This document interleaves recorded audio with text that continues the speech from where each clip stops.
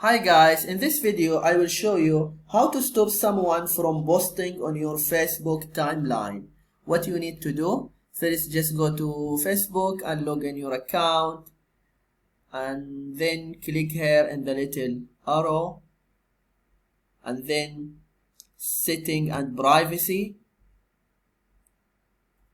and then click on setting.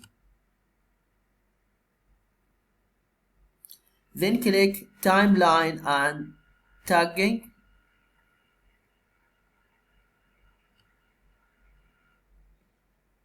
And then here, timeline, who can post on your timeline? On my friends, but you can click here, edit. Then choose only me. This is what you need to do if you want to stop someone from posting on your Facebook.